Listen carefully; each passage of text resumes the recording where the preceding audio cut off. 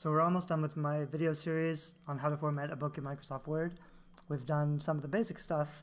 One of the important things to add is an about the author section and a call to action. So a lot of authors will say things like, I don't need an about the author section in the back of my book because it's already on my book cover. And the problem with that is that the one on your book cover is sales copy. So there's usually not very much room, just maybe one or two sentences, and it's just enough to show readers that you are interesting and that you have some kind of credibility for writing the book. If it's for fiction, really all you need to do is be likable. So you just have to say anything that makes you more, it humanizes you, like I like dogs, or I like taking walks in the forest, or hopefully something that relates to your genre. So if you are a thriller writer, you could say I love exploring haunted mansions, or something that makes you as like your author persona fit to the book that you're writing. If you're writing nonfiction, you really want to use those sentences for credibility, to add, why are you qualified for this book?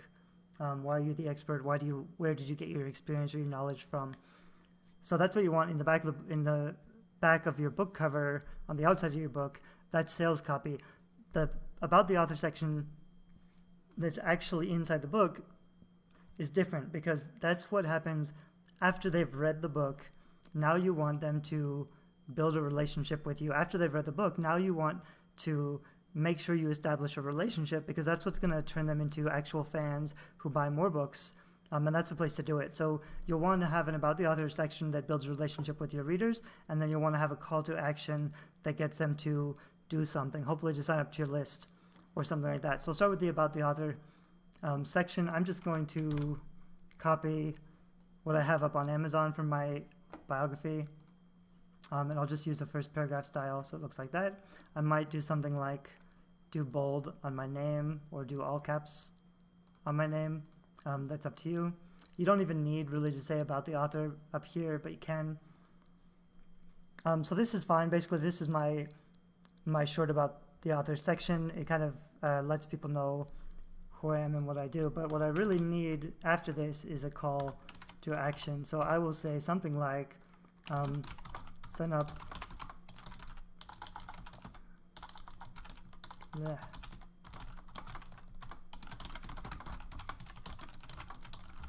So for example, because this is not a book, this is just a video series, but it's a video series about formatting books. So I could say sign up on my website for a free package of book formatting templates. That's a pretty good call to action.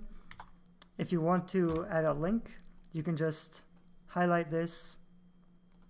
Hold on, let me see something. I thought it was going to give me an option to link it right away, but it doesn't seem like it does. So I'll go up here to insert, and I need to go to hyperlink, and then I'll make sure I use HTTP. So I put my website in there. If you had a specific landing page for a call to action, you'd want to match. This is just like my basic website, but if I had one landing page where people could sign up, I'd want to put that. Or maybe even I'd want to send them straight to the opt-in box. Like my website has a lot of stuff, and what I really want them to do is sign up. So instead of sending them to DIYbookformats.com, I could send them just to my MailChimp pop-up, or just to the box where they sign up. If the clearer and easier it is, the more likely people will take action. So like if I was giving away a free book, I wouldn't just send them to my website, I'd send them to the page where they can sign up for the free book, or even just the box. On MailChimp, you can, instead of embedding an opt-in box on a page or website, you can send people straight to the box where they can sign up. And if you style that well and have an image, and you're sending them straight there, it's called a squeeze page, which just means because there's less distraction and less choices, more people when they get there are going to go through the action of filling it out, putting in their email and signing up. So you want a kind of a direct call to action. You want a good call to action that relates to your book and something that they're really going to want. So for fiction especially, I might have something like, did you enjoy this book? This would I do this big. This could be after the about the author. It could be another section on another page. And then I might do something like send them straight to the Amazon page to review it.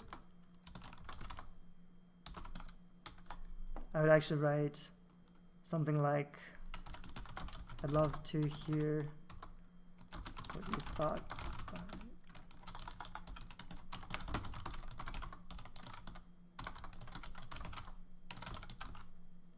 So I might do something like this. It's a very simple call to action.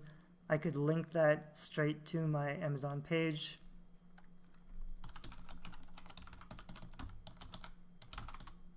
I don't know what it is right now, but you actually on Amazon, let me see.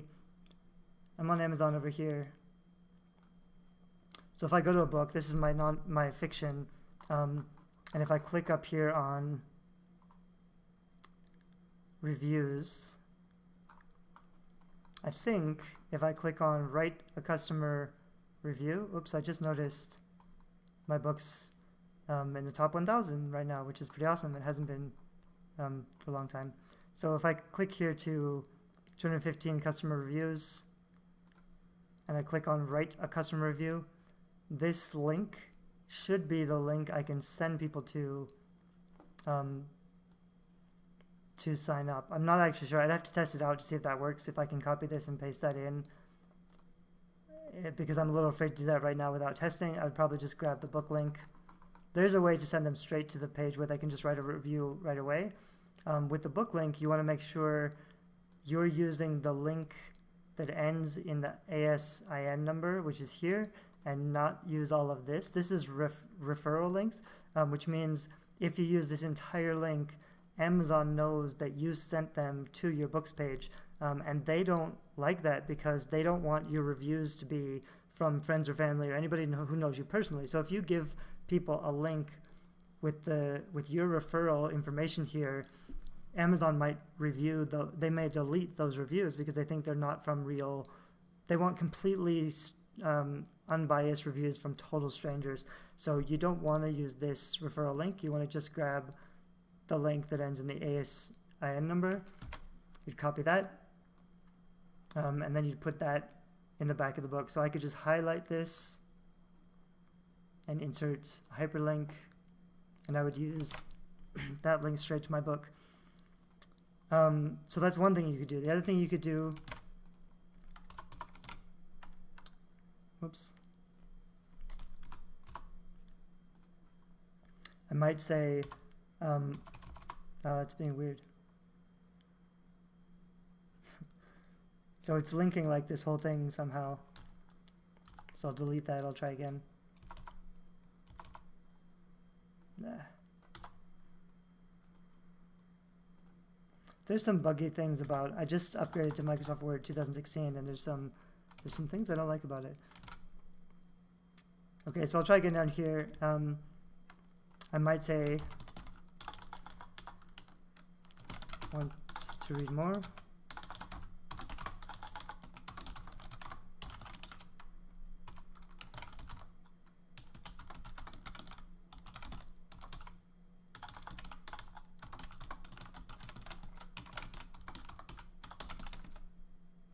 This is a little, I wouldn't word it exactly like this. I don't like using too many exclamation points, but that's up to you.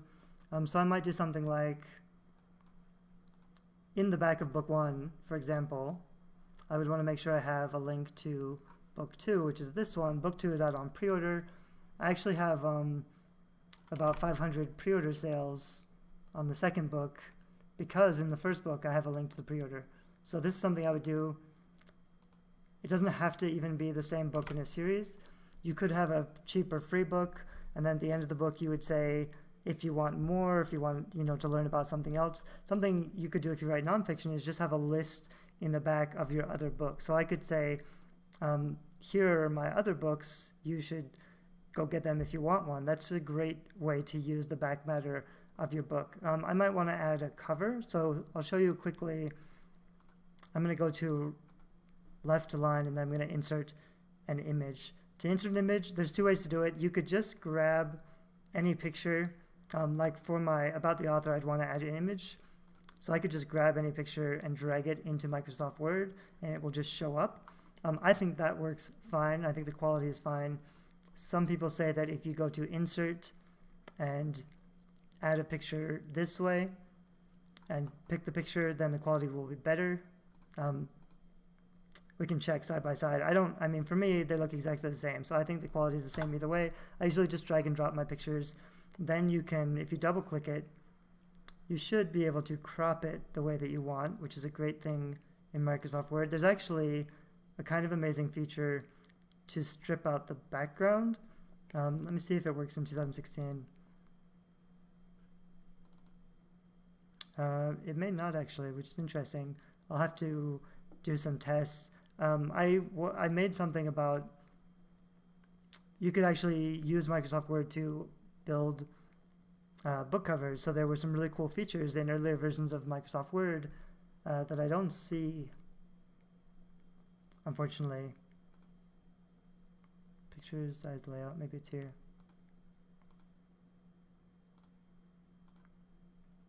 Yeah, it's interesting. They had a really great tool that let you strip out the background of a picture, but it seems like it's not in Microsoft Word 2016, so I may have to redo some of my earlier guides. Anyway, I can crop it a little bit so that it's centered. Then I can just resize it the way I want. I might put it down there. I would, generally, there's something about making pictures really big. If you make really big pictures, the closer and the more close up your picture is, the more people will feel like they get to know you and like you if they can really look at your face. So it is important to have a big, clear picture. Hopefully you smiling, something that's pretty big and a close-up of your face. But I could also, like, this is probably what I should do in About the Author. It's not just about providing information. It's really just about having them recognize you and feeling like they like you. So if they can watch videos of you, or if they can see your face really close up, it builds a psychological response of community and fellowship. It's just something that you really want to do. So they may not, like, if you add a big picture in here about the author, it may be more likely that they follow through with some of your calls to action. So that's why it's kind of important to do it right. But you could also make it smaller, and you could go to position and do something like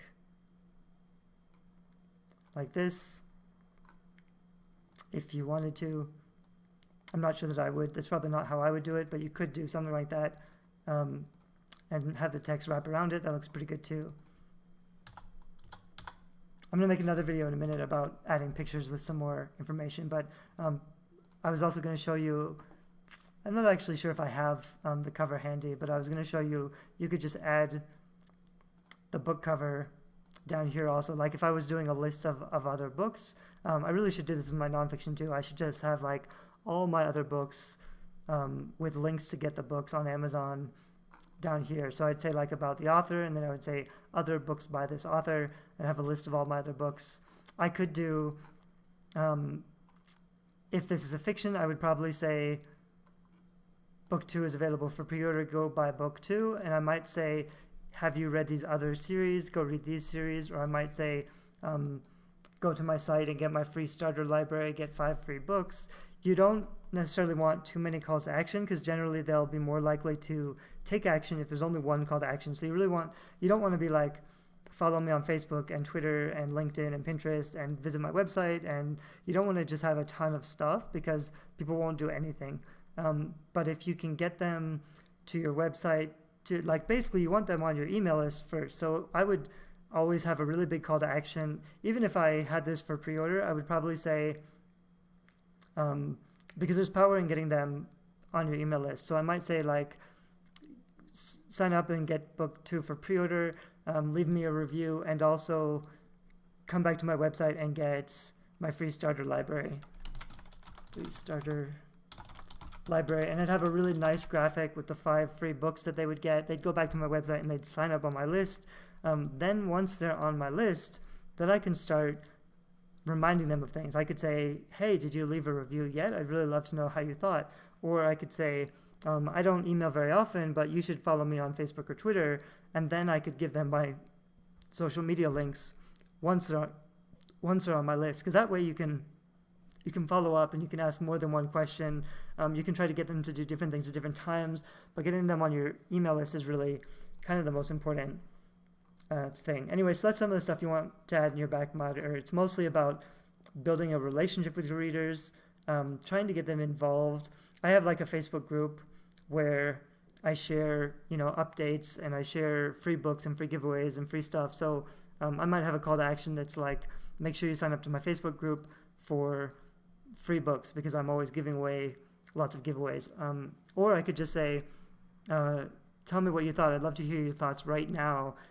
Please jump on my Facebook group and leave me a comment about what you thought about this book. And then after they do that, I could say, thank you so much. This is so great. Could you please post this on Amazon?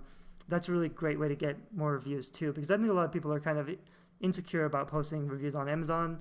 They overthink it, but they may be really comfortable leaving you a quick comment on Facebook. So you could try to get them to take that action first. Just come say hi. And that also just makes it more personal, because then if you're looking for engagement. So if you can get them to do something that you can reply to, or even just like they leave a comment and you like their comment, that's a real connection with a fan, a potential fan. And the more real connections you can make to get them to take action, and they see that you're engaged with them, that you're actually a real person, you're there, you're listening to them, that's the kind of thing you want to be doing to build those relationships with your fans. Anyway, I'll stop this video now, and we'll go a little bit into some advanced book formatting stuff in the next video.